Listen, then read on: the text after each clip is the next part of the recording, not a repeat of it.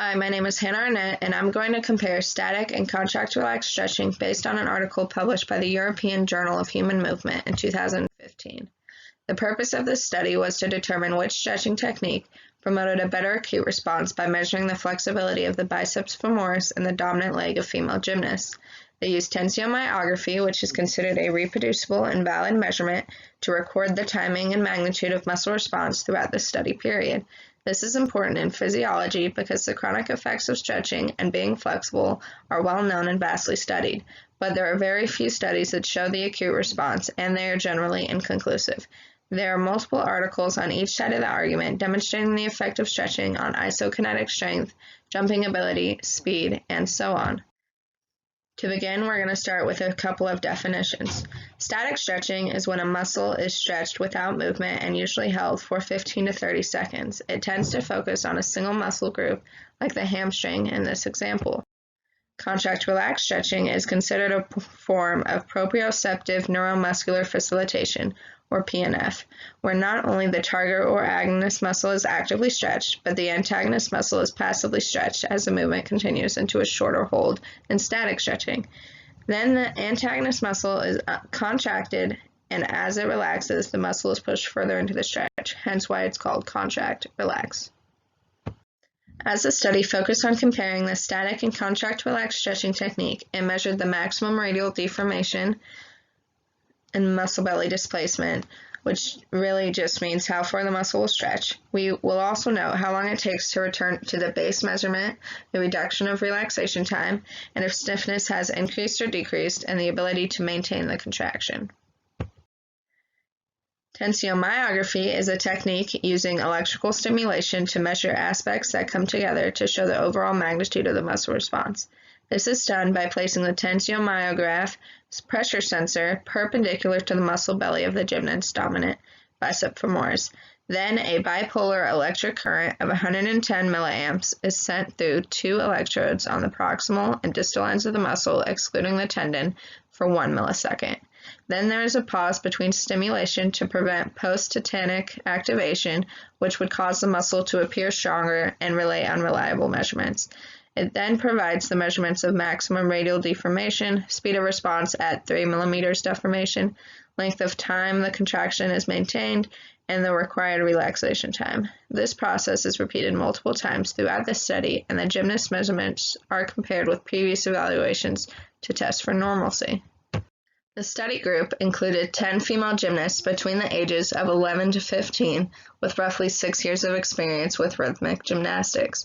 They started with a 10-minute running warm-up at about 5 miles per hour, and then the contract relaxed stretching technique, followed by a 90-minute break, and then the static stretching protocol.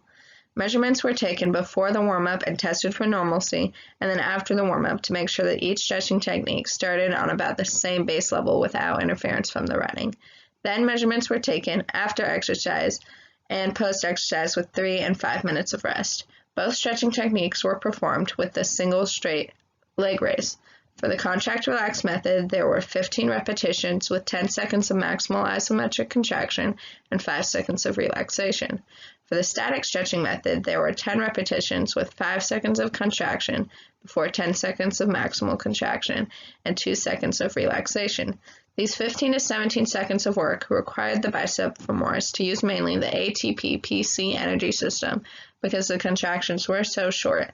If the energy was required from any other system, it would have been the anaerobic system, once again because the movement takes less than 5 minutes, so there isn't enough time for ATP to build up with the aerobic system and it take over.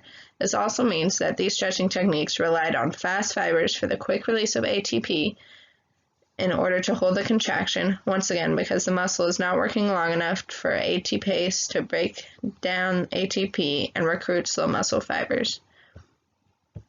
The complete set of measurements are shown on this chart taken from the article. The first column, named Protocol, indicates which stretching technique was used. The second column, Measure, shows the events at which the measurements were taken, and it is followed by the measurements in order on the left, which include speed of response at 3 millimeter deformation, or V3mm, maximum radial deformation, DM, length of maintained contraction, TS, and relaxation time, or TR. It is important to pay attention to the standard deviation next to each measurement.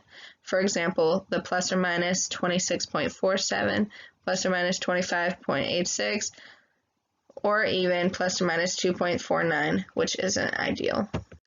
The previous measurements show that there is no significant change between rest and post-warm-up, but you should have noticed the extremely high standard deviation for most of the measurements. This high standard deviation is an indicator that the study group was too small, and so the results cannot be used to generally represent the entire population. Not only does the study group only consist of 10 female gymnasts with a considerable amount of experience, but there is no control group like 10 girls who are mostly sedentary. By having a control group like that one, it would compare the flexibility of both girls and could then indicate a clear positive or negative effect. Otherwise, the study did show a decreased speed of response at 3 millimeters for both static and contract relaxed stretching after 5 minutes of rest. But the rate at which the speed response decreased was significantly faster after static stretching than contract relax. It also showed that compared to its baseline value, static stretching actually decreased past its baseline measurement, where the contract relax method had only returned to its baseline value. Since the contract relax method requires the contraction of the antagonist muscle while actively stretching the agonist muscle, it affects more of the muscle tendon unit, including the cytoskeleton of the sarcomere and connective tissue, where tension was seen to be reduced. And there was a rapid decline of calcium in the cytoplasm as well as the sarcoplasmic reticulum's intake of the calcium. These changes resulted in a greater elongation of the muscle, which then led to reduction of overall stiffness in the muscle tendon unit. This may have led to an alternate response in muscle recovery, but because the study focused on acute over chronic response, that hypothesis was not followed.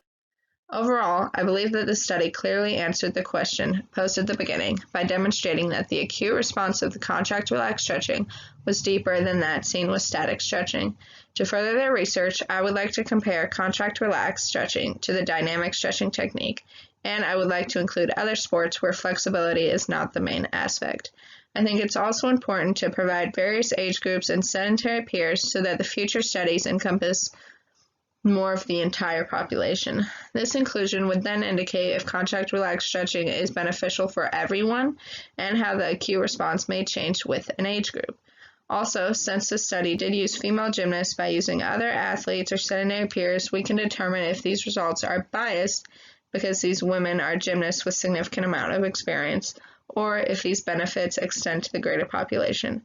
If I were to continue the study, I would like to see if the acute response is less, equally, or more important than the chronic benefits of flexibility, and how that information can be used in energy prevention and rehabilitation. Thank you. And here are my references.